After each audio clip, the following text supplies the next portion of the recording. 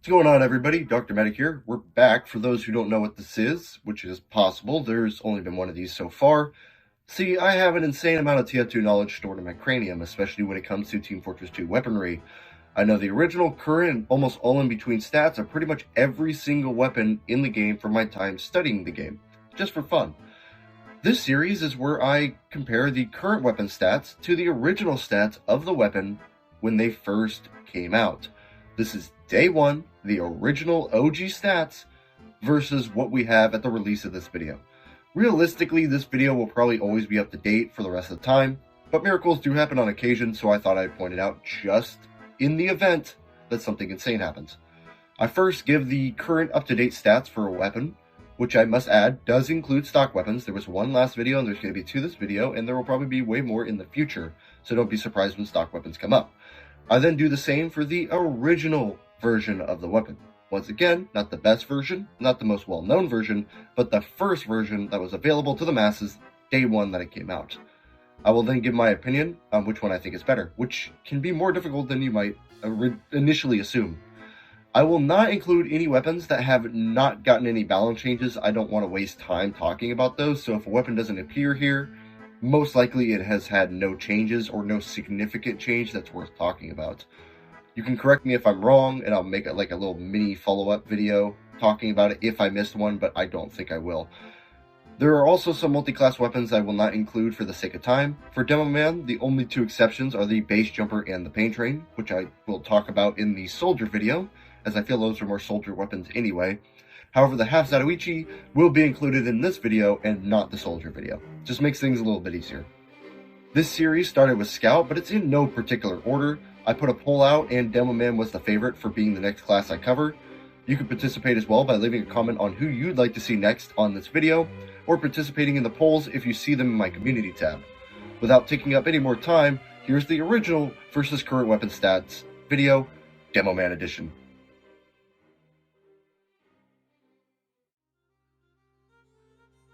Here we are. With this video, we actually start with the first weapon any new Demoman will get their hands on, and that is the good old grenade launcher. Yep, that's right, the stock grenade launcher, or pipe bomb launcher as some may call it, and I will use that term interchangeably, has gone through some changes over the years. It is not the exact same as it was back in 2007. Okay, well, the grenade launcher technically doesn't have any real stats, so I can't go over them. It's a stock weapon. The stats of unlocks are derived from this weapon, though I will give you the basics. The grenade launcher holds 4 grenades and has 16 in reserve for a total of 20. The grenade launcher can be fired every 600 milliseconds, 0.6 seconds, and fires a projectile with an arc at 1216 hammer units per second, or a bit faster than a rocket launcher's rockets. The grenades, when fired, will tumble and roll either forward or backwards with a random offset, which can give the grenade some variance in accuracy and distance, though it's usually pretty insignificant. The grenade has no fall off, and if you hit an enemy directly, it will deal 100 damage upon a successful direct hit. It cannot bounce or roll. It has to hit them directly in the air from the barrel. Don't know why I need to explain that, just in case. It will deal 98 to 102 if you have random damage spread turned on. This will not affect most of you, however, since Valve servers and the vast majority of community servers have this turned off by default, but I thought I would point it out. Because it technically is important, there is a difference in random damage spread between the current version of the grenade launcher and the original version of the grenade launcher. Though, like I said, most of you probably don't even know that random damage spread exists. And you OGs might not even know that you can still turn it on in your community servers or in your personal own servers. Yeah, that is still an option. They didn't remove it from the game, it's just turned off by default. That reminds me, I will not be taking into account random damage spread, but I will bring it up if it is important. There are a few times where it is a little bit important to at least acknowledge that random damage spread existed. I feel like a lot of you OGs already know what weapon I'm talking about, but we'll get there when we get there. The grenade explodes with an explosion radius akin to that of a rocket launcher. To be exact, it's 146 hammer units, but just compared to a rocket launcher's rocket. The grenade can deal self-damage, does reduce damage if it hits the ground first, and explodes after 2.3 seconds of existing. That's the basics of the grenade launcher. I'm sure most of you knew all this. Maybe there's a few things you didn't know exactly per se, you didn't know the specifics, but I'm sure none of this was really a surprise to you. So what has changed, and which version is better? For those who've been around for a while and or are a student of the game, know what the answer is. I won't spoil it outright, but let me just give you the stats of the original grenade launcher in comparison to the modern one. I won't go over every little thing, but there are a few things I do need to go over. First, rather than having 16 in reserve, it originally had 30, nearly double the max reserve ammo. I believe this was changed in about 2008, so pretty soon after launch. Also, before someone points it out, the PS3 version also holds 6 in the chamber rather than 4, since it was never patched to remove those 2 grenades, but for now we'll discuss specifically the PC version, which originally held 4 and had 30 in reserve.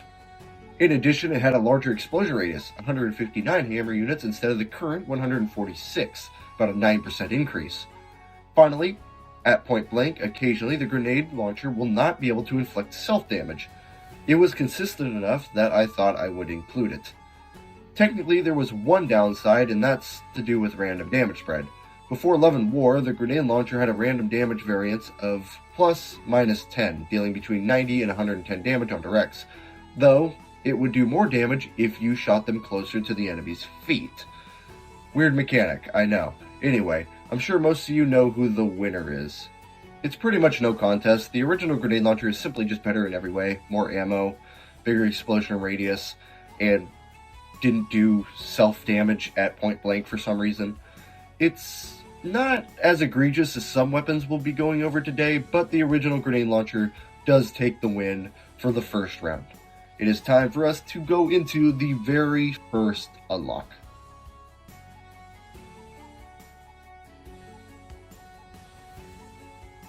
Next up, we have a weapon that has gone through many changes and has had quite an interesting lifespan. That weapon is the old Lock and Load.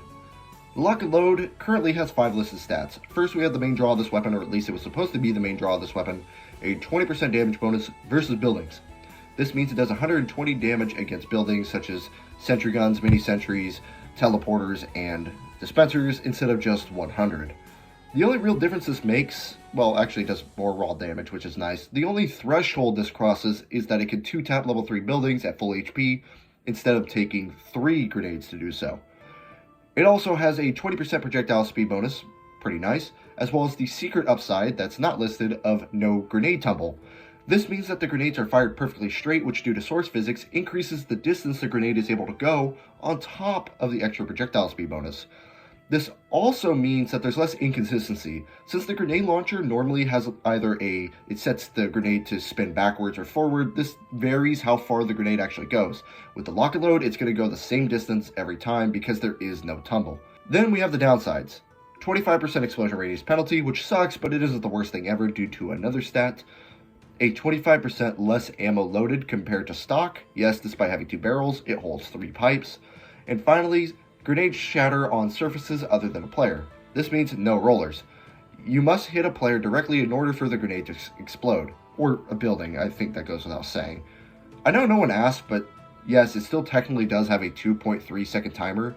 I guess it would be possible for the grenade to explode naturally without touching a player, but this isn't gonna happen in most situations realistically, because either the map is too small, so it's gonna hit a surface before that 2.3 second timer, or you're going to have to shoot it directly in the air, and then it's not going to hit anything anyway.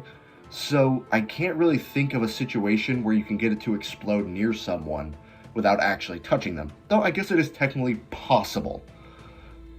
Just wanted to throw that out there for some nerdy shit. This is the current stats of the weapon. People think this weapon kind of sucks, but in reality, it isn't terrible. I included this weapon in my underappreciated weapons video, which I recommend you check out after this one, or you can watch any of the individual class segments that I made that are out so far. If you're watching this when this video was uploaded, I believe we should be at either, I think it's Medic. I think Medic's the current one. It makes hitting directs easier, and you can do it from a much further distance. Plus, the extra damage bonus against buildings is nice. You can go watch that video if you'd like. Demoman segment's already out if you just want to watch Demoman. But the whole video has been out for almost a year now, so sorry, shameless plug, back to the video. Now, we have the original Lock and Load. People think this is going to be an easy victory, however, some people may not know that the version of Lock and Load everyone remembers prior to, I believe it was Gunmetal, is not the version that came out back in 2010. The original stats for the Lock and Load was not a 20% damage bonus, but rather a flat 10% damage bonus, though this was against buildings and players. This did allow the lock and load to still two-shot level 3 buildings. It still had the 25% faster projectile speed as well, but something that's not often mentioned is the fact that it did have tumble similar to the grenade launcher. This is actually really funny to see nowadays after using the current lock and load just because of how weird it looks. It's technically more of a downside, however I'm not really counting it because it didn't change much, but because there was tumble back in the day, this did vary how far the grenade would go and could offset it a little bit, but in general it didn't really change much. As for actual downsides, it still had the shattering on surface penalty it does now. That has not been changed. However, it originally had a 25% self-damage penalty instead of an explosion radius penalty. This made it a lot more dangerous to use at point blank, but it did make it more effective for hitting crowds compared to the current one. Though, to be fair, that's not really what the weapon was designed for anyway, it's just a bonus, I guess. Finally, we have a 50% clip size penalty, in quotes. I'm sorry, I don't mean to be pedantic, but I absolutely hate that term. Reducing the 4 pills loaded down to just 2. See, at one time the 2 barrels actually did make sense. These are the 2 versions we have today, so which one is better? Well, they both have a projectile speed bonus, which is nice. The current one has an extra grenade loaded, which can come in handy, and it's not as dangerous to use at point blank, and it doesn't have the grenade tumble, so there's a little bit more predictability with it, though it's very small. Not really like that was a deal breaker anyway. Which one is better? To be honest, on paper, these are much closer than I initially anticipated, though there's just one stat that makes this an easy win. I didn't even really need to keep it secret. The original 10% damage bonus is just, it's hard to beat. Raw damage is really hard to beat. That 10% damage bonus allows you to one-shot Sandman Scouts, though not many Sandman Scouts still exist. 2-shot battalion backup soldiers. 10% damage is always appreciated, plus it can still 2-shot level 3 buildings. It's not really like that 20% mattered that much. Nothing really changes. Not much more to add. Like I said, I think this is a lot closer than I would have thought before talking about it. But the original lock and load with its pure damage bonus is just hard to beat. And if we were talking about all versions of the lock and load, yes, the middle version, like the middle age version, would have been the best. But still, the original version of lock and load, despite the few drawbacks it has that the current one doesn't, would have been better. Let's move along to the next grenade launcher on this list.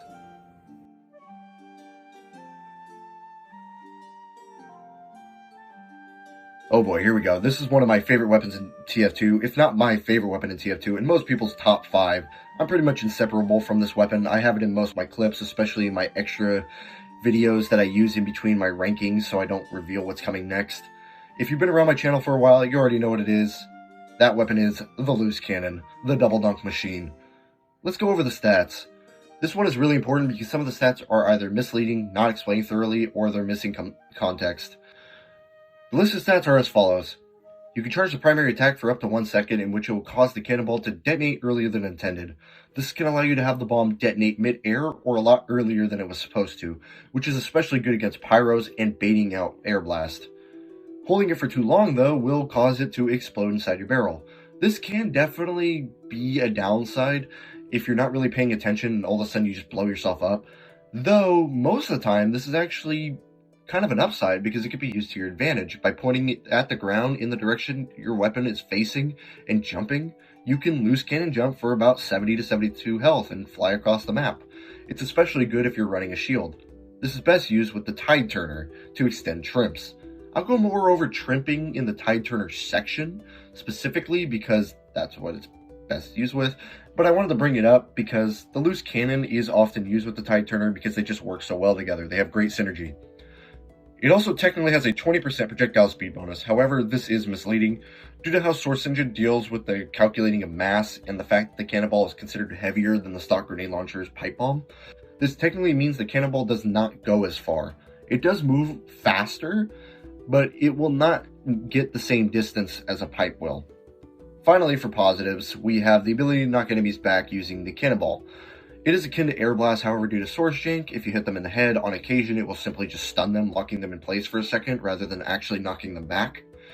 And then if you hit them closer to the feet, and especially if you get an explosion, the knockback can be insane. Though if you just hit him with the cannonball itself, near the feet, you'll get a little bit more than air blast. The only listed downside is that the cannonball will not detonate upon impact, dealing 50% less damage, 50 damage to be exact. It, oddly enough, also suffers from fall off, unlike any other grenade launcher, meaning it will only deal 25-ish damage at range, though I tend to find it's closer to 30 on average. What else am I forgetting?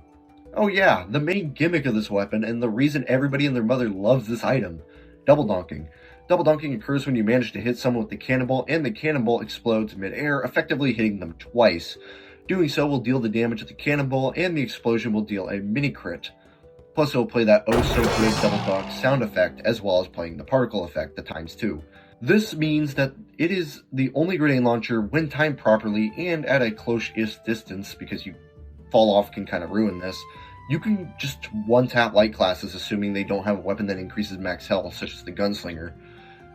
Any enemy it doesn't kill will be knocked back to Kingdom Come, though. Especially if they're jumping. If they're jumping, they'll be flung in the direction they were already going, and it's funny to see. This is hard to do for the average gamer, getting that nice double donk consistently at least, but if you practice enough, it's an amazing feeling, and I'm telling you this as a certified loose cannon main, it is awesome. Not every day is an on day, but oh my god, when it is, it's great. That is the current loose cannon, though it used to work a little bit differently than it does now. First, rather than a 1-second fuse, it had a 2-second fuse. This meant it took longer to loose cannon jump, and technically you had a bit more control over when it exploded, but at the same time, it took forever, so actually 1 second is kind of better. It also had a hidden 50% projectile speed bonus instead of the current 20%. This made the cannonballs move super fast, being much harder to dodge. On top of that, the knockback was way more extreme on direct impacts, sometimes launching enemies halfway across the map. It also did 60 damage on directs instead of 50. The only listed downside that it had then that it doesn't have now is that it had a 50% damage penalty if the cannonball hit a surface before exploding. This is why double donking is so important.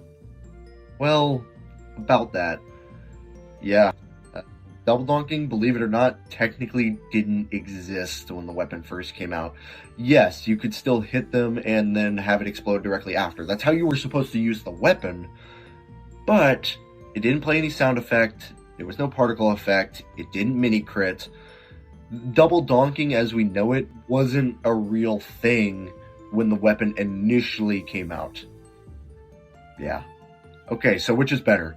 Well, the projectile speed was faster originally. That made it better for spamming objectives and choke points. It did 60 damage on directs instead of 50. That's nice. Though the fuse took twice as long. Rollers did half the damage, which meant it was possible for them to just do like 11 damage or so on an exploding cannonball, which is insane. The knockback was funny, don't get me wrong, but most of the time this just made it harder to get that pre-double donk, and it pushed your enemy out of your range most of the time. Plus, there was no actual double donk, so even if you did, there was no mini crit. I would say while the original version was stronger on its own with no gimmick, and had many stats that made it better, the current version is much easier to land double donks with, and you can deal more damage than you could with the original. So this is going to be one of our first modern day stat wins. Give it up for the modern day loose cannon, everybody, my favorite. Okay, let's take a break from our grenade launchers and talk about Demolition Man's favorite pair of shoes.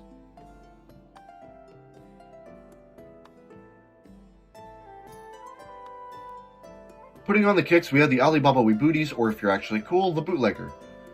The current stats for this pair of shoes is 25 extra health on wear, bringing the Demoman's max health from 175 to 200, or 150 to 175 if you're using the Eyelander with no heads, 210 to 235 with max heads, and if you're a Chad who plays on reversion servers, with the Claidheamh Mòr, this will bring you to 185 from 160. We'll get more into that later. I kind of leaked a little bit, but we'll get more into that later. You also receive a 200% turn control bonus. This pretty much means nothing with the Tide Turner and means absolutely nothing if you're using it with the Stickybomb Launcher. But if you're using the Splendid Screen or Chargin Targe, it can actually give you a decent amount of mobility during the few seconds you're charging. If you play Hybrid Knight consistently, or you have for some time, you know how much of a pain it can be sometimes. You can charge at someone and all they do is move slightly to the left or slightly to the right, and boom, you go right past them. it's nice to have that turn control. You also get a 10% movement speed bonus, but unfortunately it's only when the shield is equipped. Any of the 3 shields. So no more sticky tanking. At one time it wasn't this way. You did get the movement speed bonus as long as you had them on, but they changed it so sticky tanking wasn't as effective. If you don't know what sticky tanking is, basically it's just Stickybomb Launcher with the boots. Pretty straightforward.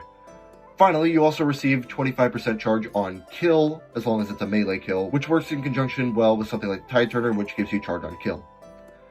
These are the current stats, and they're not so bad if I say so myself. Pretty solid for Demo Knight TF2. Let's look at the original booties though and compare them. Okay, let's take a look here. First, a 25 health bonus, just like modern day. Very nice. It only had 100% turn control. Okay, what else we got? Oh, wait, that's it. Really? Yeah, this was what the booties were like when they first came out. The health bonus was the same, but you only had half the turn control as you do now. There was no movement speed bonus, period, and no charge on melee kill. To be fair, back in the day, there were a lot of scripts that would allow people to basically get insane turn control anyway, but many people didn't know about this. So the Alibaba's 100% turn control was simply not as good as modern days. The 10% movement speed bonus is a great addition as well, no matter how you slice it, moving faster with most swords. Especially if you're using the Skullcutter. Oh my god, if you run the Skullcutter without the boots, it's like running through molasses. It's absolutely terrible. And it also allows you to run faster with the Eyelander, with 4 more heads. Originally you capped out at 126, but now you can cap out at 136, which is faster than Scout is at 133%. So there's that. It's pretty much no contest here. The current day Alibaba Wii booties are literally just better. They have the same health bonus, better turn control, which is never a bad thing, and 2 pretty solid stats on top of it. Great job, modern booties. There are actually 2 more primaries left. However, you're probably scratching your head because you forgot one of them was even equipable by Demoman. Though, like I said at the beginning, we're not going to go over one of them in today's video because I'd rather cover it in soldier videos since it's more of a soldier weapon anyway. This means it's time for us to move on to the very last Demoman launcher, and one of the most popular launchers in the game.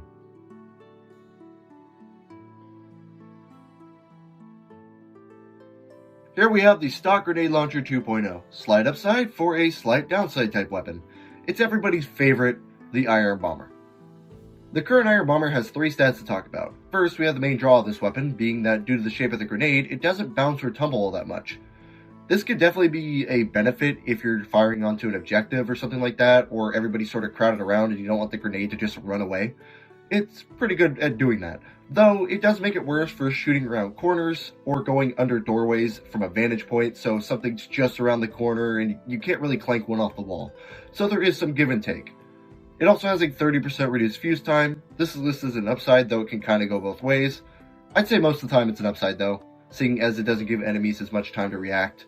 It has a 1.6 second fuse instead of the default 2.3 of the other 3 grenade launchers. Yep, even including the lock and load. I kind of touched on that a little bit in the lock and load section. All for the downside of a 15% explosion radius penalty, making it worse for crowd control, I guess, in quotes. The current Iron Bomber is really good. It's my go-to non-loose cannon alternative just because of the consistency of this thing. It's a really good weapon. Though, how was it back in 2014 when it was first revealed to us? Well, it still had the main upside. That's the whole point of this weapon. It's what it was designed to do. It makes sense. Though, it did originally lack the 30% fuse time bonus, meaning it took 2.3 seconds to arm just like the other grenade launchers.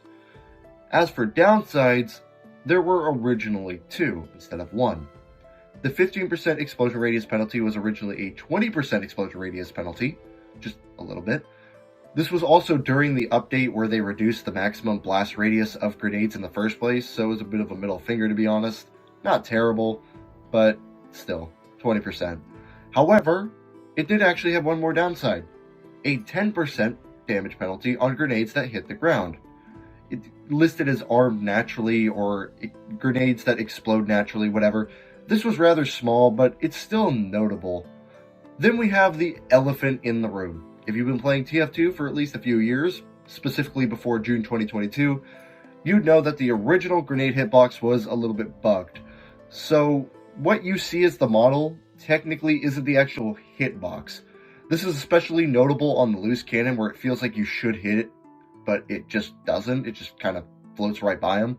That's because the hitbox is actually significantly smaller. Well, the Iron Bomber was significantly, in quotes, it wasn't really that much bigger, but it was a little bit bigger than the other grenade launcher's hitbox, which did make it slightly easier to hit your shots. There was just a little bit more room for error. Regardless of what you think of the 30% fuse time reduction, which in all honesty was more of a buff than a nerf, and despite the grenade hitbox being bigger, in reality, the current one is better. Sure, the grenade launcher hitbox was bigger, but this would rarely ever come into play. If you played pre-2022 and post-2022, you noticed there wasn't a huge difference. I personally didn't have a big change in accuracy with this weapon. It wasn't super game-breaking. The slightly larger explosion radius and no damage penalty on grounded bombs just edges it out. Neither version of the Iron Bomber is bad, but I'd say overall the current one is slightly better.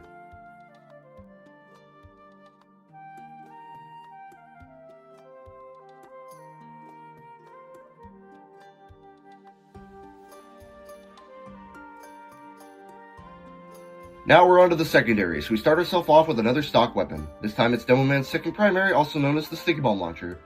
Once again, there's no listed stats. All unlocks are derived from the Stickybomb Launcher, except for the shields, of course. So we're just going to kind of go over the basics. This weapon shoots bombs that stick to surfaces apart from players and some map geometry. The bombs can be detonated after 0.7 seconds, and the Stickybomb Launcher itself has a fire rate of every 0.6 seconds. They have a 15% blast radius penalty for the first 2 seconds of their lifetime, scaling up over the course of 2 seconds. However, they will instantly regain their full 146 hammer unit explosion radius, which is the same as rockets and grenades, after touching the world, whether it be a wall, ceiling, or the ground. You have 8 bombs in the little drum mag, 24 in reserve, and you can place 8 of these bombs to detonate whenever you want, as long as they've been spawned for at least 0.7 seconds. Attempting to place a 9th bomb will detonate the oldest bomb. It does solid damage up to 140, assuming you're touching an enemy, approximately, but you can consistently expect to do 70 to 90 damage per bomb at mid-range and 20 to 40 at long range. If I'm not mistaken, in theory it can do more, up to like 144, but because of bounding boxes and such, the mid to high 130s is the highest you can ever expect to see. If your traps have been set for at least 5 seconds, the damage will also be higher, since it no longer takes the player who is using its distance into account when doing the calculation for detonation damage. Pyros also can't turn sticky bombs. It's one of the few weapons that's that way. So they can be deflected and they can be moved, but they can't be turned to the Pyro's sticky bombs. That's the basics. A very powerful weapon indeed. However, how does it stack up to the original Stickybomb Launcher? Okay, I'm just going to be completely upfront with you. The current Stickybomb Launcher is great. Don't get me wrong. It's considered one of the strongest weapons in the game. However, the original Stickybomb Launcher was just different. It was in a league of its own. What am I trying to say? Well, the current one's great, the original one was just stupid strong. Let's look at the differences though. Firstly, just like the grenade launcher, it held more reserve ammo on launch. Instead of the 8 and 24 it has currently, it held 40 in reserve. This is more than the Scottish Resistance holds, and that thing has a 50% max reserve ammo bonus. They used to also have a much higher ramp up damage when you were standing closer to them. They had the same explosion radius bonus compared to modern day, similar to the grenade launcher, sporting a 159 hammer unit explosion radius rather than the current 146. They did not have an airborne explosion radius penalty that the modern one does, meaning they had the full 159 hammer unit explosion radius from the second you could detonate them, instead of starting off 15% smaller. I stated I wasn't taking into account random damage spread, but I do have to technically bring it up. It originally had a plus minus 10% damage bonus penalty based on damage spread, but if you were to enable random damage spread today, it would only be plus minus 2. There is a slight difference. Then we have probably one of the most ridiculous differences between modern day Stickybomb launchers and the original one we got back in 2007, and that's being that you could not originally destroy sticky bombs that were placed by the Demoman. Shooting them would simply just push them around. No joke. This was also during the time the engineer couldn't haul his buildings. There were a lot of other small changes, but they were either visual or they just impacted gameplay so little no one would really notice. Regardless, yes, the original Stickybomb Launcher was insane and a force to be reckoned with, Hell, the current Stickybomb Launcher is still amazing, it's just that the original version was even more busted. It's not even close, it takes the W, no contest. Enough said, let's go take a look at the next unlock.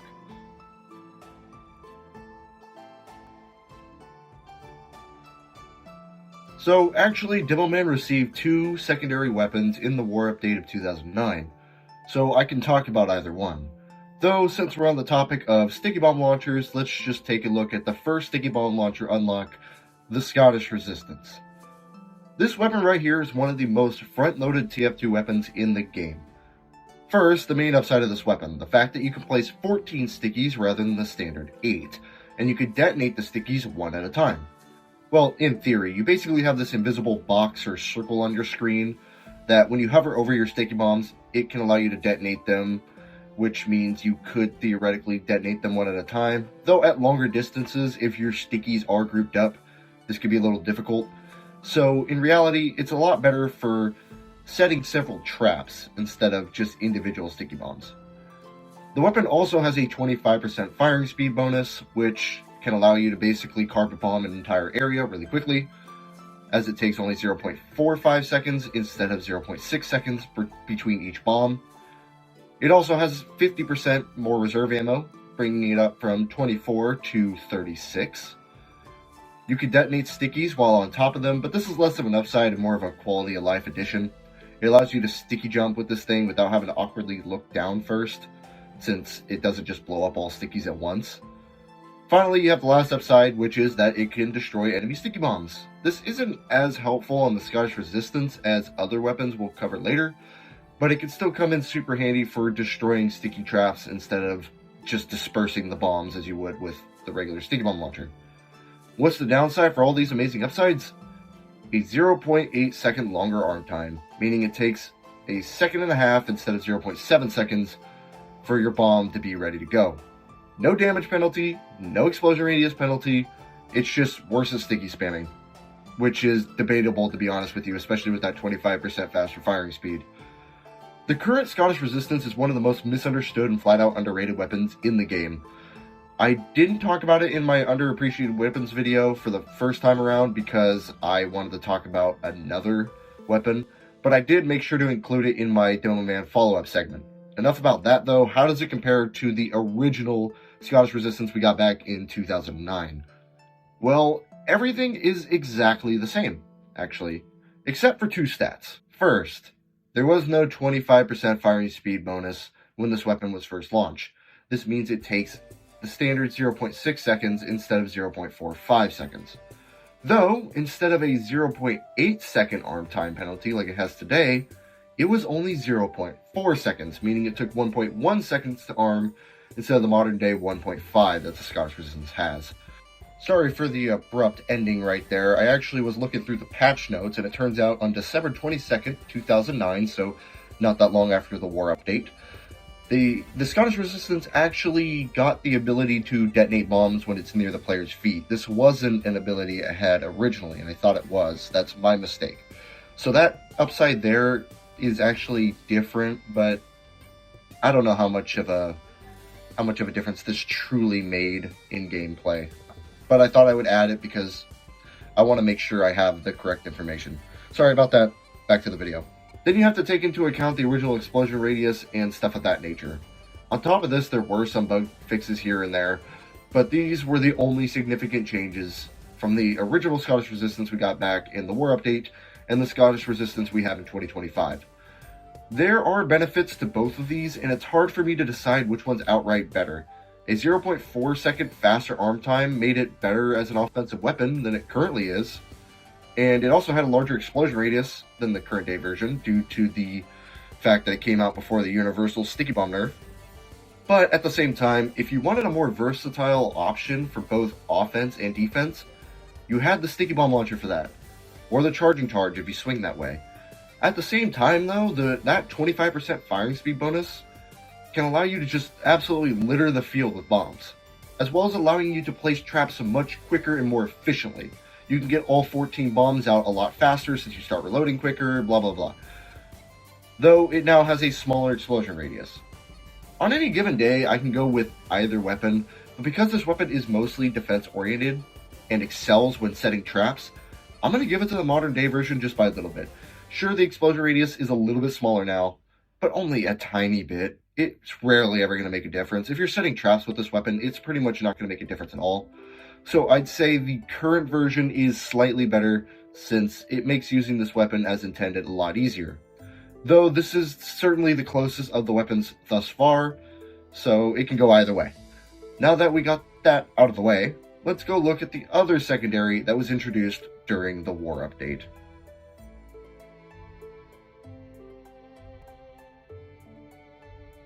Demo Knight TF2 and the weapon that started it all.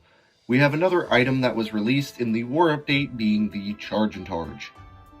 The Targe is a shield item for Demoman, so let's first read the blue text and then I'll briefly break down how the weapon actually functions, since some people may not know the specifics. The blue text for the shields are its resistances, offering the highest resistances of the 3 shields with a 50% fire resistance and a 30% explosive resistance. This means Demoman's pipes, for example, only deal 70 damage instead of 100. It's just the easiest to kind of quantify. Technically, it applies to stuff like rockets as well. And while you have it equipped, you also effectively have 350 health against pyros, 400 with the booties, and even more if you have the eyelander with max heads. Pyro still is kind of a counter though, I think that goes without saying. For what is not listed, we have the basics of the item. Press mouse 2 or whatever you have it bound to in order to charge forward. The charge lasts 1.75 seconds at base. It will deal 50 damage if you run directly into someone after a bit of distance has been cleared. And it will do 10 additional damage for every head you have with the eyelander up to 100. And if at least 60% or so of your charge is depleted, your melee weapon will deal a full critical hit. Even the Caber. If you're between 25% and about 59%, you will deal a mini crit. Except with the Caber. Poor Caber. And below 25%, you will deal no additional damage, it will just be a regular swing. Charging will also remove any debuff you have at the time, but if you get hit while charging, whether it be bleed, Girardi, fire, mad milk, whatever, it will not be removed. So you're not immune to it during the charge, but if you have any debuff and then you charge, it will be removed. Those are the basics of the Chargin Targe, and honestly, it's a pretty solid item. You can't deny the sheer power of the Stickybomb Launcher, but the Chargin Targe can still be great for those who want to either dick around, pull off cool trims, which is still possible with the Chargin Targe, it's just a little bit harder, or just play Demo Knight. It's a solid weapon, but how does it compare to the original Chargin Targe we got all those years ago? Well, basics first. The Chargin Targe was originally team colored, which made it a little harder to see. This is why the Chargin Targe is painted yellow, but is red or blue in the promotional art, and I believe it's blue in the in-game screen where it shows you what the weapon looks like. This isn't actually counting towards anything, I just like to bring it up. It's a cool little piece of trivia for those who don't know. Sorry, back to what I was saying. We'll look at the blue text after I go through all the significant base level changes, as there has been quite a few. Everything in terms of charging and whatnot is the same, like the time and what have you, but there are some hidden differences that are not directly stated to us without some digging. Let's look at the benefits of the old Chargin Targe first. Number 1, it would always provide a crit after a shield bash. It would still do the whole 0, 25, 60% deal, but if you were to run into somebody and shield bash them, you would receive a crit no matter what. Now it's just based on charge time. That's pretty strong. Not counting the blue text, which we'll get into. That's the only immediate advantage the original Chargin Targe has. Here are some of the drawbacks of the original Chargin Targe system. First, it did not remove debuffs like fire, mad milk, Girardi, gas, etc. You could not charge while airborne. This made it pretty much impossible to trimp. You could still do it off weird surfaces, but it was much more map dependent and required a much stricter setup.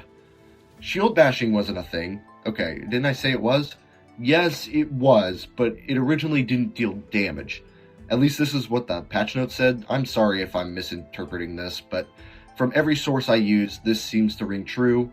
You could shield bash and get a crit, but the bash itself did not actually deal damage to the enemy you hit, even with the eyelander.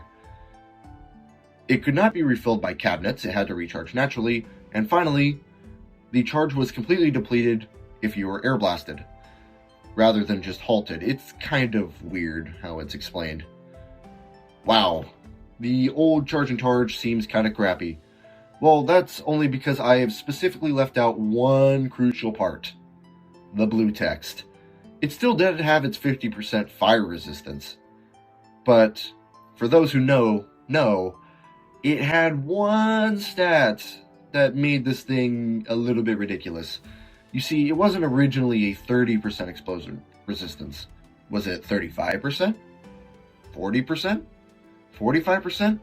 Try 65%, bringing a 100 damage pill to just 35. I mean, holy shit, what were they thinking? Yeah, to be honest, when it comes to the charge itself, they're much closer in terms of viability. Sure, the original charge had all those downsides, but it had the ability to crit after a shield bash, which was pretty strong. It didn't require you to have to do it at a certain distance. Plus, some downsides like the cabinet not refilling your charge or air blast depleting your charge did suck, but they didn't really change much. Most of the time when you're playing, you're not right next to spawn, so the vast majority of the time you're waiting out the charge anyway. And the compression blast thing still, it still stunts your charge. It doesn't change much. Not removing debuffs, no bash damage, and the inability to charge while airborne were the worst listed by far. However, that explosive resistance is just stupid. It isn't like Demoman and Soldiers are a rare sight to see either. If it was something like... God, I don't even know what I can compare it to be honest. Demoman and Soldier are both powerhouse classes. You're going to see them all the time, so this resistance is pretty substantial. While the Chargin Targe as a weapon, in my opinion, is overall better today, that explosive resistance was just so ridiculous I can't look past it. So... yeah, I'm sorry, but the original Chargin Targe overall, because of that resistance, just because of that resistance, is going to take the W for today. Plus, the guaranteed crit after a shield bash is nice. It did make it a little more consistent. I'm surprised how close they are, though. Let me know your thoughts down below, especially with this one. Moving on, let's go look at another weapon.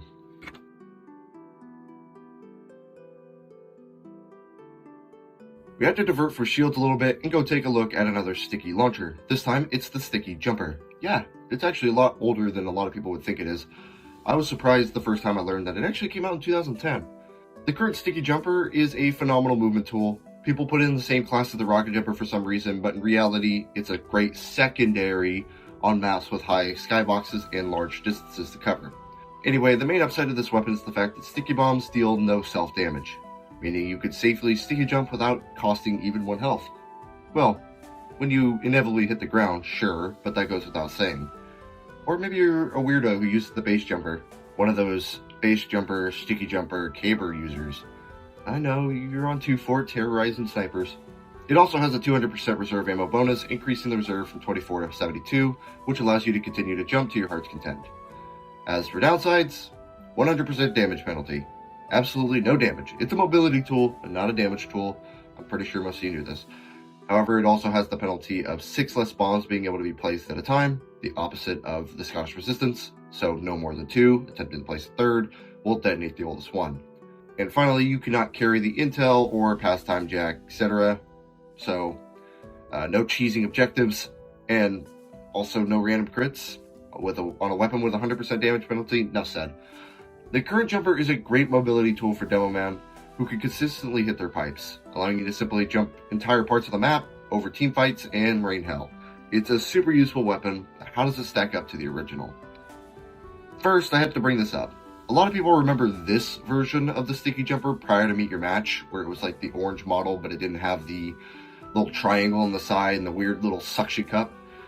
What less people know is that the Sticky Jumper has an even older model than that.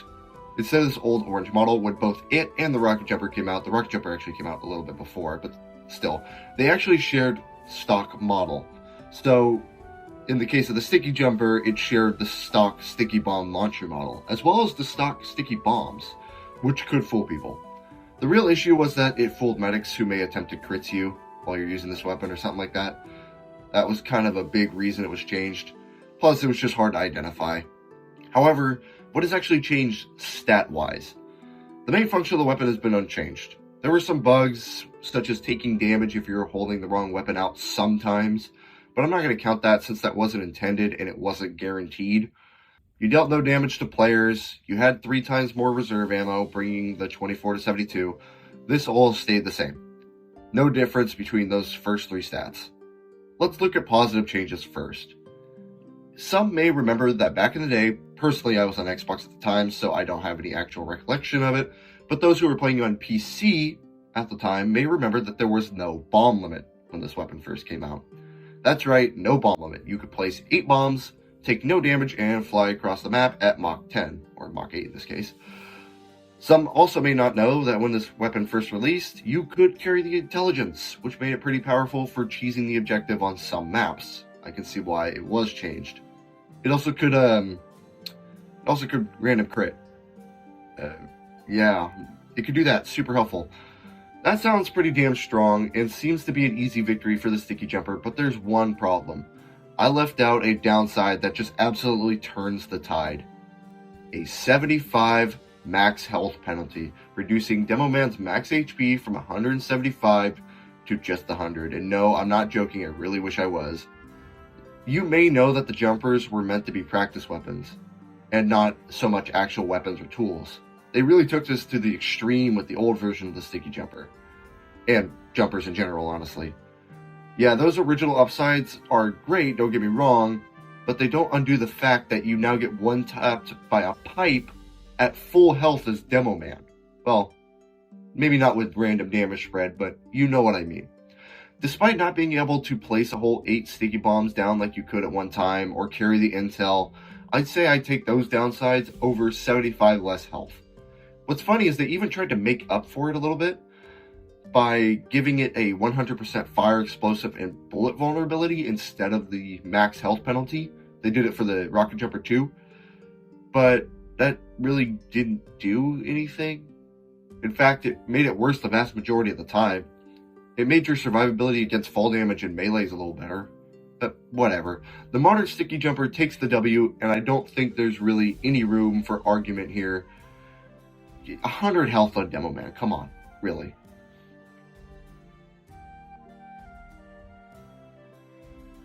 Here we have the Chargin Targe, but better for full demo nights. The Splendid Screen. The Splendid Screen has the same basic 1.75 second charge, 0% regular swing, 25% depleted, you get a mini crit, 60% you get a full crit. Same system, I don't really need to retread water. So we'll just go over the blue text. First, it has a 20% fire resistance as well as a 20% explosive resistance. It's lower than Chargin Targe, but it makes up for it with the next 2 rows of stats. It now deals 70% more damage on Shield Bash, being 85 instead of the default 50. Though, instead of dealing double damage when you have 5 heads with the Eyelander, because the Chargin Targe goes from 50 to 100, it deals about 128 damage. It's like 8.5 damage per head instead of the full 10. Finally, it also has a 50% recharge speed bonus on top of all that, making it recharge much quicker. That's pretty strong for a shield. I mean, it's often used by those who want to play full demo night. It has a lot of really good perks. The shield bash damage is really nice, especially if you're using the Eyelander. You can just absolutely mow through light classes. It's great. But how does it compare to the original version of the Splendid Screen we got all those years ago? First, basics. This came out before some of the universal changes, so there are some differences. It would always crit after a shield bash. You couldn't charge while airborne, you had to be grounded. And charging did not remove debuffs like fire, mad milk, Girardi, bleed, etc. As for blue text differences, first we have blue text that's a little bit outdated. Originally it had the upside to deal shield bash damage at any range, but this was before the Chargin Targe was actually able to do this, so it made sense. But now it's, like I said, it's outdated. It doesn't mean anything. As for the other stuff, its shield bash damage bonus was the exact same. It's 70%. And its explosive resistance was still 20%. But the fire resistance was actually 25% rather than the current 20%. Minor, but notable, since it is a difference. The only other difference is that it lacked a recharge speed bonus. Yeah, that's it. The Splendid Screen hasn't gone through that many changes that the other shields haven't, basically. Which version's better? Well, I think there's some give and take. Shield bashing into a crit was strong as hell, and the 5% extra fire resistance is nice, I guess. But at the same time, it lacked a lot of other quality of life amenities that the current shields possess, such as outrunning debuffs, charging while airborne, which if you use the old one and you compare it to the new one, you realize how big of a difference that actually is. You couldn't trimp, you couldn't like jump off a cliff and charge at somebody. You had to be boots on the ground. And it also has a faster recharge, which I think, all in all, when you kind of consider everything, it just edges out the original Splendid Screen. Both versions are really good, and maybe I'm misremembering stuff, though I would say, for the purposes of today's video, I'm going to say the current version of the Splendid Screen we have is just slightly better. Good job.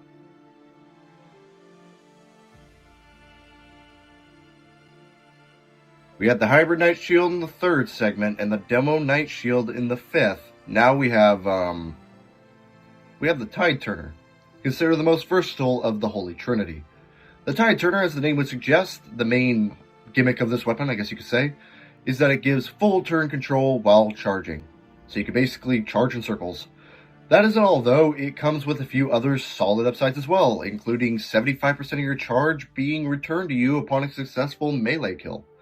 Very good for Demo Knights, as well as having a 15% resistance to fire and explosives, being the lowest resistance offered amongst the shields, but still solid. However, we actually have some red text to go over. The only one with red text. First, the one actually in red text, since there's technically 2, but one is written as a neutral ability, but is actually a downside. You'll see what I mean. The Tide Turner can lose charge by taking damage. 1 point of damage removes 1 point of charge, I guess you could say. So taking 100 damage when you're starting your charge will just stop you in your tracks. Though this does not apply to self-damage from your grenade launcher, nor does it apply to fall damage.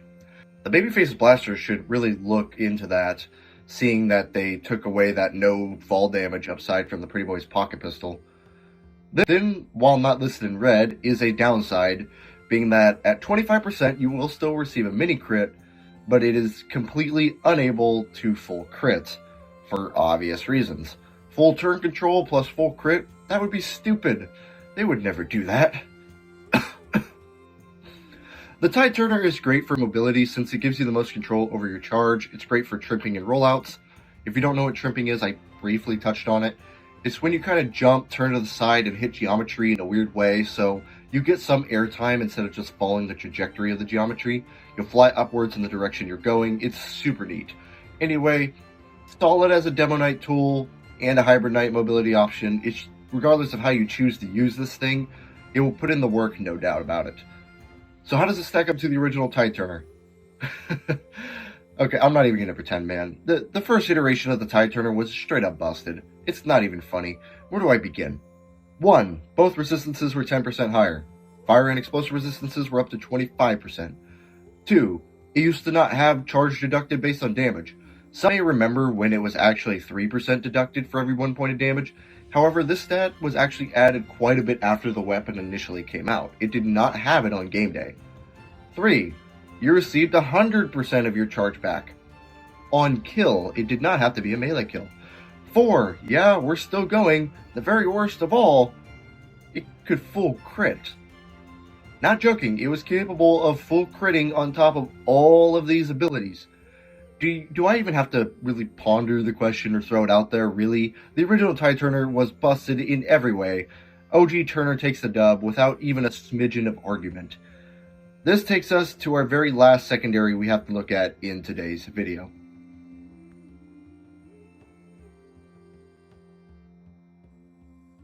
Here we have the Stickybomb Launcher everyone seems to forget about, but is actually pretty good, the Quickiebomb Launcher, and the last weapon we got to go over for the secondaries. Let's read the upsides in order they're presented to us. First, it's able to destroy sticky bombs. This is a shared stat with the Scottish Resistance, making the stock Stickybomb Launcher the only launcher unable to do this. And in my opinion, it's actually better on this weapon due to the offensive nature. It has a 0.2 second faster arm time, meaning it only takes half a second to arm instead of 0.7 seconds. It has a 70% charge speed, so you can launch stickies further faster. Small side note, look, I know most of you know this, but it seems to be a mystery to some people, and I'm always just surprised by how many people don't know this.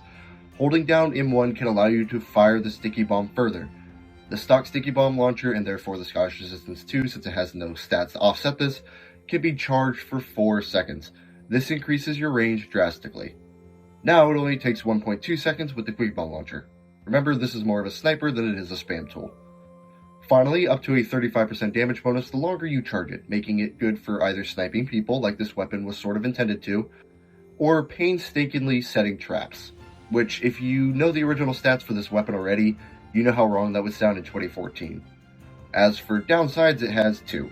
A 15% damage penalty, which can be offset by charging it, and a 50% magazine reduction so the drum only holds 4 instead of 8. Though it could still place 8 sticky bombs. Super underrated launcher in my opinion, really could use some love, but did it receive love from Valve? Let's take a look. Let's go over the blue text once more. Still able to destroy sticky bombs, very nice. Still had the 0.2 second faster arm time, so it took half a second instead of 0.7. Also nice, though that's where the happiness stops for the original Quickiebomb Launcher. Well, there's actually one more thing, but we'll get there. It originally only had a 50% faster charge speed, taking 2 seconds, almost a full second longer than it does currently. It lacked the charge up damage bonus, yet still had the 15% damage penalty, so it was worse at range. Hey, it only had a 25% reduction in the sticky mag, so it held 6. I guess it would have been easier to set traps. Clueless. No. You see, the original Quickiebomb Launcher made sure that you used the bombs as intended, as it originally had a stat where your bombs would fizzle out if they were on the ground for 2 full seconds, or the wall, or whatever. They would just straight up disappear. Not explode, just fizzle. Its name had even more meaning. It wasn't just that you could detonate them quicker, but that you had to detonate them quicker. Some may remember when the Quickiebomb Launcher had a 4-second fizzle out timer. I personally remember this. This is when I started playing on PC. Was after they changed it from 2 seconds to 4 seconds, giving it a bit more leeway. But when the Quickiebomb Launcher was released back in Smithmas 2014, it was only 2 seconds. So you pretty much had to detonate them right away. Overall, the victory is easily taken by the modern Quickiebomb Launcher. The extra 2 stickies in the mag is nice, but the extra damage while charging, not having to worry about bombs fizzling out, meaning you could set traps if you wanted to, for whatever reason, and an even faster charge speed, making it more effective at sniping. Yeah, it wins. The OG one isn't terrible in my opinion. I don't think it was ever bad, but it was missing a lot. Modern day Quickiebomb Launcher is both a weapon that is good, and one that I recommend you give a try if you haven't in some time. I know some people forget that this weapon even exists. On that note, let's hit the last stretch and talk about the Demoman melee weapons. This one should be fun. We have 5 to go over.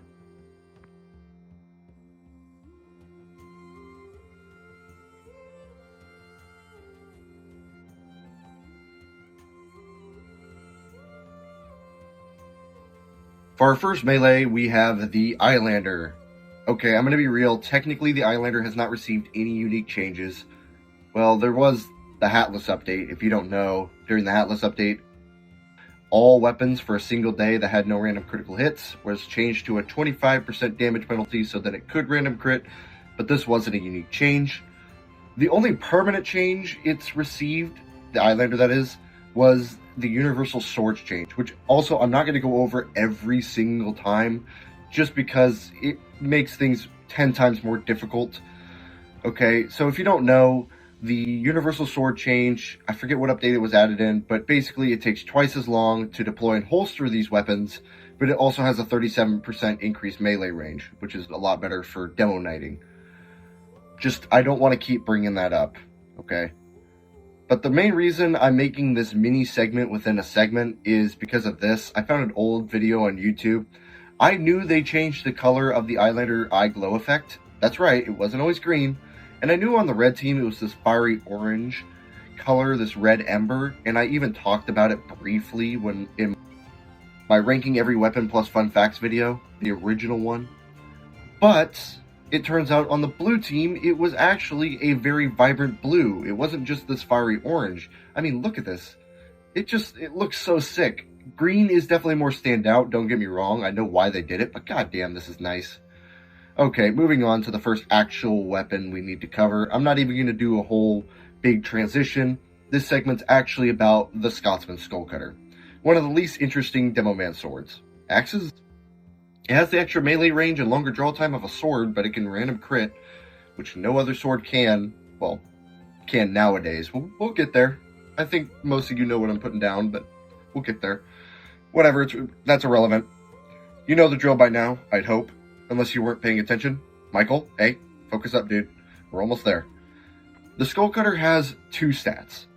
20% more damage for the downside of a 15% movement speed penalty while active, reducing Demoman's base movement speed from 93% to just 79%, which is, in fact, slower than Soldier's base run speed at 80%.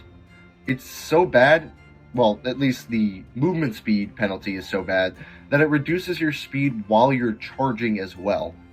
Like I said though, there is a distinct lack of no random critical hits. Honestly, this thing would suck more without him, but 234 damage random crits are insane, especially in medieval mode. You haven't lived if you've used this thing under group keep. With any shield, to be honest, even the Tide Turner, which doesn't give you a guaranteed crit. Random crits go hard as hell with this thing. Okay, rambled on. How does it stack up? Huh, the stats seem to be the exact same.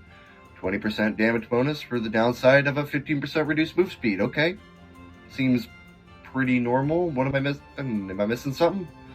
I'm looking at it. Let me look at the other weapon to compare. Oh, that little white text right there. What does it say? While weapon is active. Oh, so the upsides and downsides are only while the Skullcutter is active in modern day. That's missing on the old one. Okay, enough of the shtick. You know what I'm getting at. The stats were identical except for that little white text claiming that the effects were only while the weapon was active. So the 15% movement speed penalty was active regardless if you had it deployed or not. On a melee weapon, that had a measly 20% damage bonus. Hell, Pyro's Rake has more damage than this thing. It has a higher damage bonus. It's 25%, 244 damage random crits. This is a cut and dry case. The modern Skullcutter wins, and I think even when you factor in the longer sword range and whatnot, it's still the modern Skullcutter by like a mile. Sorry for even wasting your time. That's kind of why I combined the Eyelander, the Skullcutter into one segment anyway. I was originally going to do it in two, but I thought it'd be best to just do it in one. Anyway, moving along.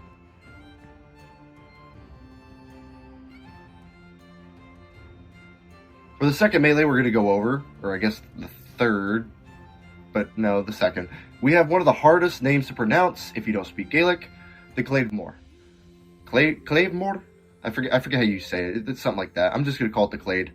The Claid is a really long Demo Knight sword that has had quite a troubled past, but it's still good nonetheless. Do you remember when this thing used to only give you 25 health on kill? My god, that sucked. If you're an OG, you remember how bad the Claidheamh Mòr was for a few years. Luckily, it isn't as bad today. Quite the opposite, in fact. The main upside of this weapon is the fact that it extends your charge by half a second. That doesn't seem long, and I used to think the same, but now knowing that the standard charge is 1.75 seconds long, by default, this is pretty good. It allows you to charge for 2.25 seconds, which can be helpful for either clearing more ground quicker in something like a getaway, or just reaching a person further away so you could take their freaking head off. Also, getting a kill with this weapon restores 25% charge. It's always nice. Works best when paired with the Tide Turner, as it both extends your trims, but it also gives you full charge upon a successful kill. These are pretty solid upsides, for sure, but it does come at the downside of a 15% damage vulnerability while you have it deployed. So be careful. At base, this reduces your effective health to something like 149. Due to the vulnerability, it's a solid Hybrid Knight weapon, but it's a little bit more dangerous to use as Demo Knight. The original sword was not much different. Like I said, I'm not talking about the god-awful version of the Claid we got a few years ago and we're tormented forever with. I'm talking about the original. The only difference between these two is instead of a 15% damage vulnerability while active, it just subtracted 15 health. So it's 15 less health on wear. 160 without the booties and 185 with the booties. That's the only notable difference. This one is much harder to judge than it looks, mainly because it just depends on how you use it. If you're a Hybrid Knight player, the current version is better since it doesn't have the permanent downside. Simply putting it away gets rid of the downside, though having it out amplifies it. So if you always have it out on Demo Night, for example, it's worse than it used to be. I'd say overall, though, the original edges it out just a little bit since it's more of a best of both worlds. The only major threshold cross with the original is that you can be one-tapped by a fully charged market body shot. However, with the modern version, you can be two-shot by the shotgun as Demo Knight, and one-shot headshot if you have it deployed as Hybrid Knight without the booties. I'll say the difference is super small. I personally prefer the current version because I rarely ever play full Demo Knight outside of getting footage for it. However, objectively, the original one is slightly better. Still very close, but it is just ever so slightly better. Now, let's look at a weapon that doesn't have quite the same story.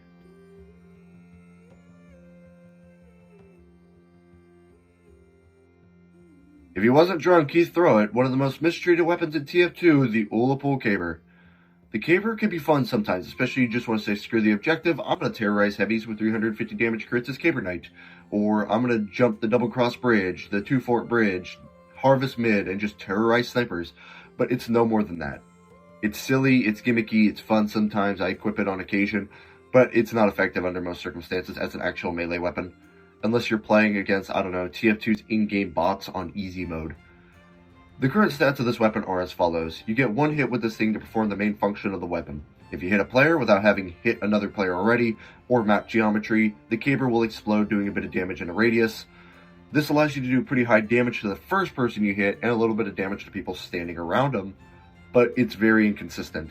The melee swing itself does 55 damage since it has a 15% damage penalty, though the explosion can theoretically do up to 83 damage. Realistically, though, you can expect more like 60 to 65. This is because the explosion has damage fall off. Yes, damage fall off. Theoretically, you could do up to 138 damage, but I'm going to tell you right now, you'll never see this. You can realistically expect more like 120 to maybe 126 damage. Doing more damage if you crouch because your swing will be closer to the hitbox, it's weird tech. It can one-tap light classes, but only once if you're lucky, because then the melee will explode and it won't explode again. It has no recharge, so you'll either have to die and respawn, or you'll have to go back to the resupply to replenish it. You can also hit map geometry to do mini Caber jumps. That's cool. When the bomb is actually detonated, it will deal 55 damage per swing. It swings 20% slower, regardless if it's detonated or not, and it also draws slower by default, 100% to be exact. It also has no random crits. That's actually fair. Could you imagine that? You're heavy and Demoman whips out the Ullapool Caber and just accidentally random crits you for 350 damage. It actually did get the ability to random crit during the Hatless update, since this weapon actually predates the Hatless update of 2011, but we don't talk about that. The Caber is subpar to say the least. It can have some cheese potential, and I won't say it's never a fun weapon to use, but it's super underwhelming. You can pretty much never get any real use out of it, and even if you use it in a silly way, it can be really kind of frustrating to use. It's one of those weapons that's both not super fun to use outside of one niche playstyle, and it's not fun to use as a legit item either. The original Caber, on the other hand, the medic, the leader, man. The base damage of the Caber was only 35, so at base it was worse. But that explosion, oh boy, I know some of you prehistoric gamers remember this thing. You see, the base damage of the explosion was originally 100 instead of 175. However, the ramp up was significantly higher. It could actually go up to 150, though you pretty much had to be like kissing their bounding box, so in reality it'd be more like 140. This made it very consistent at one-tapping light classes, but it was also capable of one-tapping medics, and to my knowledge, it was capable of one-tapping Demoman and Pyros if you rolled high enough due to random damage spread. There was still some jank, but it was fully capable of just dropping these guys in one hit. The Caber also lacked the 20% swing speed penalty it has now, as well as not having any draw speed penalty. Though once it was detonated, it only did 35 damage, so it was a lot worse. once it was off, but you got this crazy big first hit. The original Caber wasn't the best thing ever, but its damage was just super insane. It was super effective for that first hit. And like I said, sure, the damage was only 35, but nothing really changes. It's still better than the current one is. All in all, this is an easy victory for the Ullapool Caber. I don't think anybody can deny that. The current Caber is kind of trash. I wouldn't say it's complete trash. I think some people give it a little bit more flack than it really deserves, but it's not nearly as good as it used to be, and it's not as good as it could be. Let's go on to the next sword.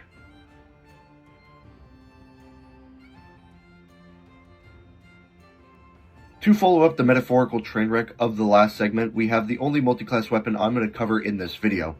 Like I said, I'm leaving the base jumper for soldier's video since I feel like that's more of a soldier weapon anyway. We got the katana, the Half-Zatoichi. And yes, it's pronounced Zatoichi. I'm of Northern European descent living in the States, so of course my pronunciation isn't perfect, but I hear a lot of people call this Zatoichi. I don't actually like foam at the mouth and rage over it, but it is Zatoichi. Tangent over, the Half-Zatoichi is a shared melee between Soldier and Demoman. Its main draw, pun intended, is that you gain 50% of your health back on a successful kill, which can put you into overheal. But you're honor bound. Honor bound basically means that if you attempt to put it away without getting a kill, you will take 50 damage. If you have less than 50 health, better find a health pack, buddy. Getting a kill will allow you to put it away without taking any damage. It also has no random crits, which makes sense on a Demoman sword. Oh yeah, since it's a sword, it has the longest melee range for Soldier apart from the disciplinary action, which is its own thing. 70%? What the hell? Finally, if another player has the Half-Zatoichi drawn at the same time and you get into a little melee duel, whoever is hit first will be immediately killed, assuming you don't have some sort of invulnerability like Uber Charge. This works in Demoman v Demoman duels, Soldier v Soldier, or Demoman v Soldier. A really neat concept. I wouldn't mind seeing on another weapon or two. Not every weapon, of course, but it would be fun if it was on like a multi-class weapon or something like that. I'm surprised they haven't done that. Just take one of the old weapons and add this ability to it. It'd be super fun once in a while. The Half-Zatoichi is a phenomenal sword, especially on Demo Knight or Hybrid Knight. It's okay on full Demo and Soldier, but full Demo you're better running stock, and on Soldier you actually have a lot of melees. You know, the Escape Plan, the Market Gardener, the Disciplinary Action. You got a few more options. The original katana, though, did have some slight differences. First, the upsides and downsides were much more extreme. The upside was full health returned to you upon a successful kill, but the downside was that it was honor bound, and it meant honor bound. You could not sheath the sword until it drew blood, forcing you to keep it out. This was literally a non-factor on Demo Knight, which is why I would say it was made more with a Demoman, or rather Demo Knight, in mind, more than Soldier. And while it was harsher on Demoman and Soldier, it did have a trick up its sleeve. This would not be an issue for some servers such as Uncle Dane's Upward/Badwater 24/7 server, but in casual, or rather quick play Valve/community servers at the time, it could random crit. When the Half-Zatoichi first came out, it could random crit. Not sure why this sword specifically could. Some speculate that because it was on Soldier as well, it would allow him to, I don't know, get a kill more easily and make use of this weapon more effectively, since it was a little bit harsher on Soldier and full Demoman. But I don't know. They must have had a change of heart if that is the case. Anyway, enough rambling on. Which is better in my opinion? The current isn't terrible, but I think the original one does edge it out in most use cases. It's a magnitude better on Demo Knight, seeing as it could both random crit and just absolutely decimate people. And the main downside still didn't affect you. You gained full health on top of this instead of just 50%. Yeah, on Demo Knight, it was literally 10 times better. Though on Demoman, Hybrid Knight, and Soldier, it was overall better too in my opinion. I think Soldier and full Demoman's case is a little bit more up for debate. Demo Knight not so much, but like full Soldier, Demoman who's using the Stickybomb Launcher and Grenade Launcher, sure. A little bit more of a argument to be had because it was a little bit more, it required a little bit more, what's the word I'm looking for, commitment, I guess you could say. Though I think the case is still super close, but because it's not for Hybrid Knight and Demo Knight, I think the original just takes the victory. Alright, ladies and gentlemen, we have one more weapon we gotta go through for this video. I am really tired. I've been doing this for like a week straight. Just probably 4 or 5 hours a day. Just trying to get this video done, and we're finally almost there. Let's go take a look at the last weapon before we have to do the obligatory list to see who won.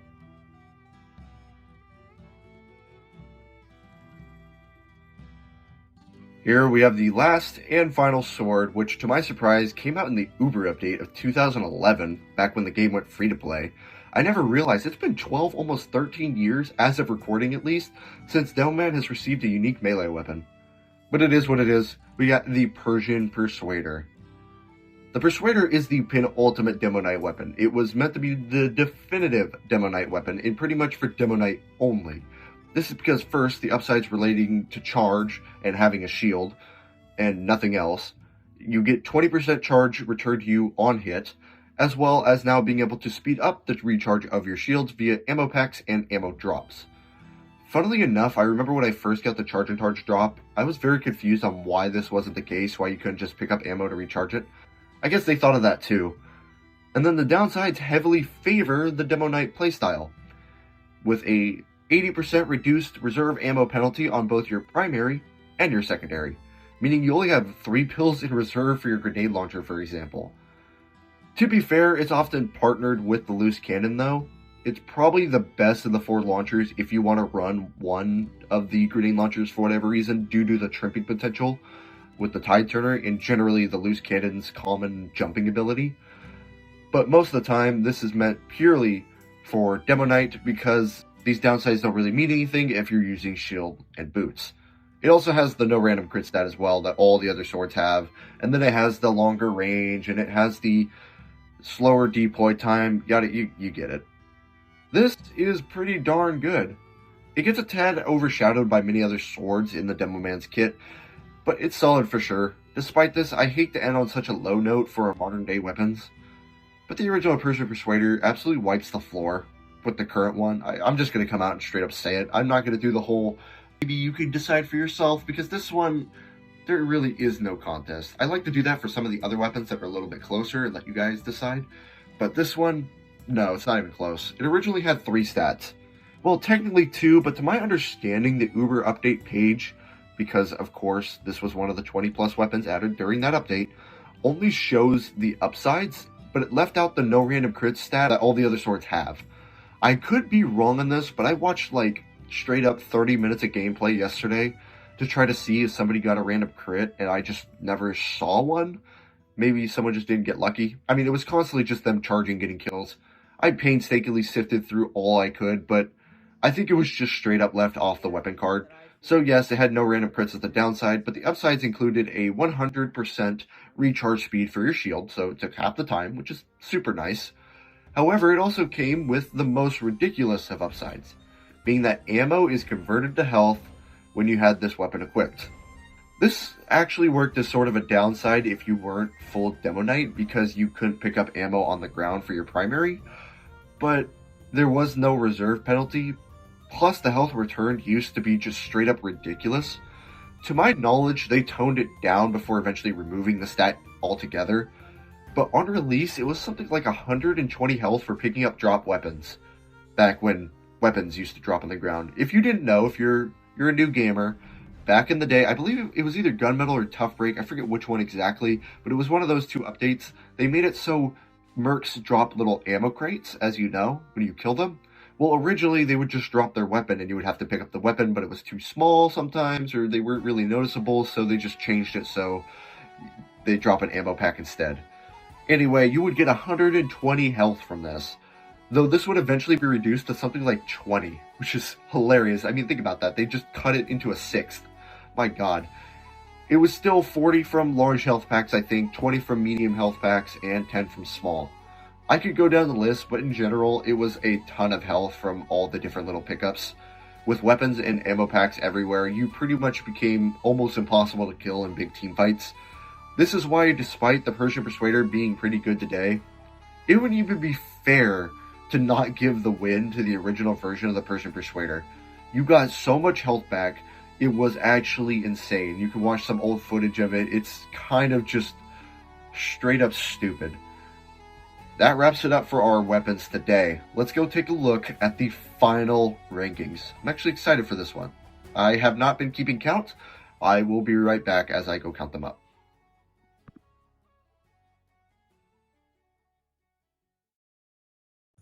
You have officially made it to the final breakdown of this over hour-long video. Thank you, by the way.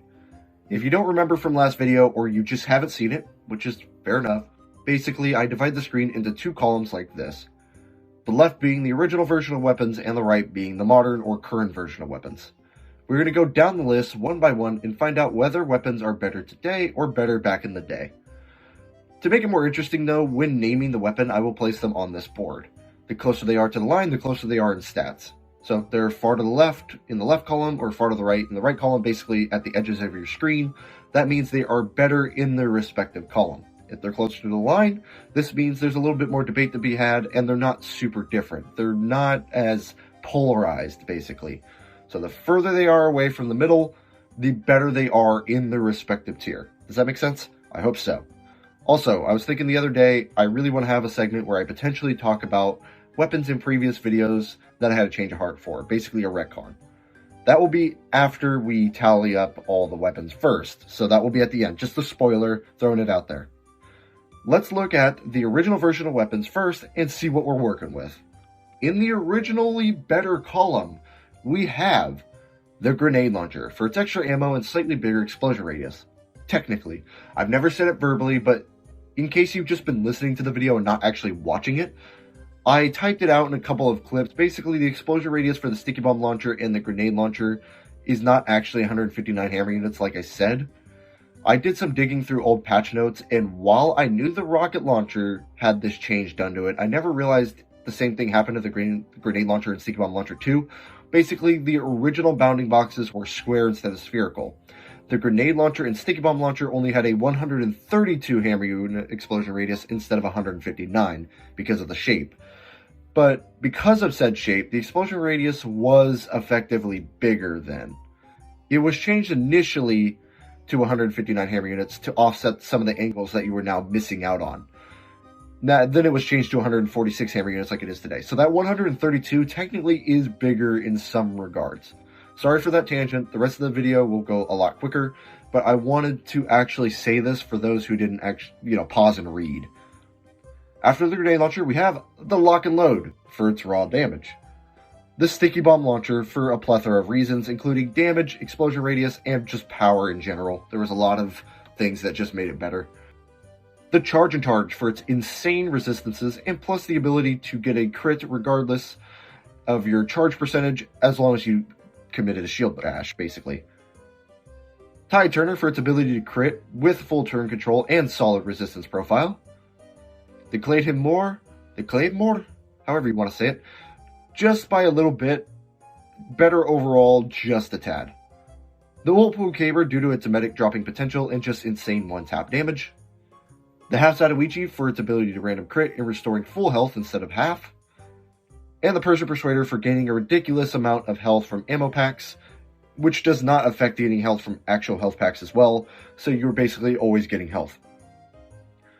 That is 9 whole weapons we have in the originally better tier. Let's look at the flip side, talking about our current day weaponry. Starting us off, the Loose Cannon, for its overall more consistency in dealing insane amounts of damage. Less spam ability than the original, but if you get good, there is a lot more you can get out of this weapon. The Iron Bomber, just by the tiniest bit. There's still some argument to be had because of the original hitbox, but I think that matters very little, plus the downsides are slightly less harsh, so overall I think it takes the W. Alibaba we Booties, just better, what can I say? The Scottish Resistance for being better at actually setting traps. This one I went back and forth on, but I stand by it, so it's a little bit closer to the line as well. The Sticky Jumper, because you didn't lose half your goddamn health. The Splendid Screen, because the recharge bonus is nice, plus some of the universal shield changes kind of help this thing out. The Quickiebomb Launcher is more effective at sniping, which I think it was kind of not intended to do, but was a main feature of this weapon. It can lay traps if you want to now, which wasn't an option with the original, but it still does have that spam capability if you wanted to use it that way. The only downside to the spammability is you can only have 4 bombs loaded at once instead of 6. It's still overall better though. And finally, the Scotsman Skullcutter, because the movement speed penalty is not always active, and it's only active while you have it deployed now. That leaves us with 8 total weapons that are better currently. Then we of course have the base jumper, which I didn't go over in this video, and I won't give any spoilers to it, but I think you know what my opinion would be on that. And then of course the stock bottle and pain train went through no actual balance changes, so they're just neutral. This means it's going to be a victory for the originally better tier. Clap it up. Yeah, this actually doesn't surprise me, to be completely honest with you. I knew this was going to basically be the case. There were just so many freaking Demoman weapons that had to be toned down throughout the years. Like I said before, despite my channel name, Medic is actually not my main. He is in Man vs. Machine. I play him the most in Man vs. Machine, but my soft main and casual and my third go-to in MBM is Demoman. I know a lot about Demoman. Before I let you go though, I want to talk about some of the retcons I have, and in this case, there's only one. The only one I want to talk about for this video, I kind of had a change of heart on, was the shortstop. I originally said it's better now due to it being less egregious in terms of knockback, and also the fact that it didn't share ammo with the pistol anymore. Though, even when I made that segment, I was thinking, did I make the right choice? I understood my thought process, but I think the reload speed it originally had is just ridiculous. Plus the extra 4 rounds it had is nice. If you don't know, the shortstop originally pulled from the ammo pool of the pistol, so it had 36 instead of 32. Kind of interesting. Just say, while still close, I am moving it to the other column. It still writes the line in my opinion. It was a little bit better when it came out in 2010 than it is in 2024, when I made the video initially. That's the only retcon for today's video, like I said. Thank you all for sticking to the end. I really do appreciate it. Let me know who you want to see next. I've said it before, but this is not in class order like some of my older videos. I will be putting up a community post at some point, if I remember, in the next few days after this releases on May 10th. But I will also be reading comments from you guys for who you'd like to see next, so leave that down below. Doesn't really matter who. I've already done Scout and then the demo video, so any of the 7 classes remaining, leave that down below. I love making these. With that, thank you once more, and I'll catch you in the next video.